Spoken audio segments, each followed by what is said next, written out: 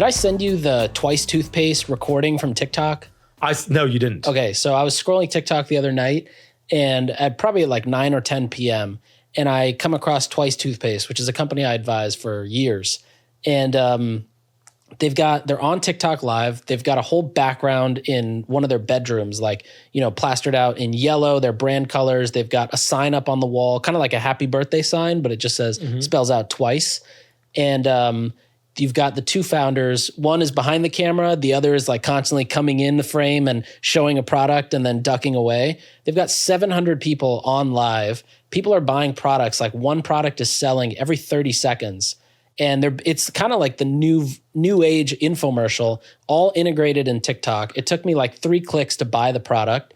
TikTok is also pushing this. Like that TikTok shop, right? Like the shop inside TikTok where you complete checkout inside TikTok. Complete checkout.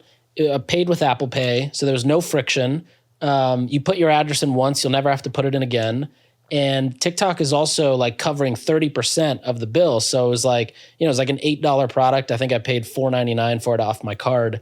I don't know how they're shipping it or how they're paying for it. I think TikTok is also subsidizing the shipping. But when I saw that, I was like, this is the new infomercial. And if you just scroll, it's like there's like farms in China, just warehouses full of people selling, like one warehouse probably selling 100 different things on live. And they all have like 1,000 viewers, 500 viewers. They're making sales like crazy.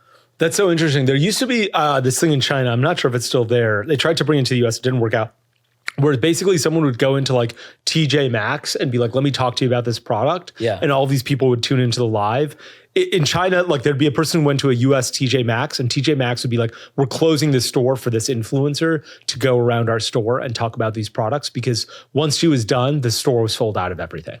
She'd go through like that home goods section and people would be like, I want to buy this. I want to buy this. She's like, there's 7 of these bowls. They're $7.99. They look this good. And she'd be like, we can talk about it for 3 seconds because they're all sold out because people are like, I bought that one. Yeah.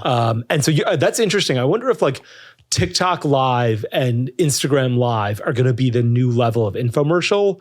I guess I'm still talking about when I was initially thinking about the subject, I was like, the older infomercial should still exist for companies like Hexclad and Mycin and even a mattress company. And the other thing I thought about this with infomercials is not enough people, like first, direct to consumer just hasn't touched it. If you watch like CNN in the middle, like sometimes I go to the gym and I've got YouTube TV on my phone, I'll watch the news and I'll see like the same ad over and over again. And I'm like, like there's this ad for a company called Car Shield where they basically sell you a car warranty. You know what I'm talking about? The same ad for probably 5 years. They've been running it for the guy who's running it, he might be as rich as Bill Gates at this point. Because I'm just like, you are not running it this often, this long. You didn't put in a 5-year commitment in 2017. Okay. Yeah. You've been doing this because it's been working really successfully. So I'm wondering why direct-to-consumer brands aren't doing this. And the other level that they've switched to is they have like great tier 2 influencers. Yeah. Donovan McNabb. Yeah. Okay. Frank Thomas. Frank Thomas is like, hey, his name was the Big Hurt when he was playing for like the Chicago White Sox. He's talking about testosterone. He's like, you want to be big and bulky and like me, like, I was a huge guy. You need testosterone.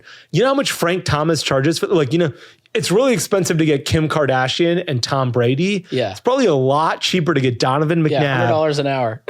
who was like, pulled over once, I think, for something he shouldn't have been doing. And, it's probably like, was an influencer or like was a really relevant person 10 years ago. And that sort of has faded. And now he's like, I might do, like, who would be cheap? Scottie Pippen.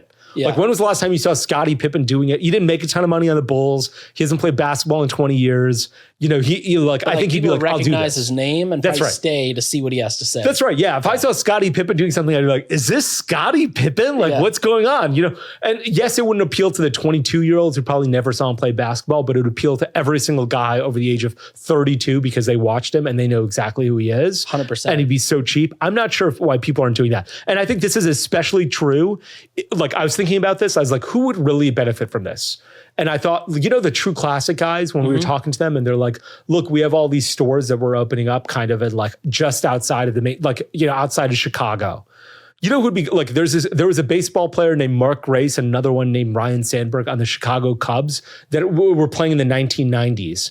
What I would do is I would hire those guys and do a local commercial to make that store blow up, especially if I was doing a grand opening. I'd be like, Mark Grace and Ryan Sandberg are going to be there.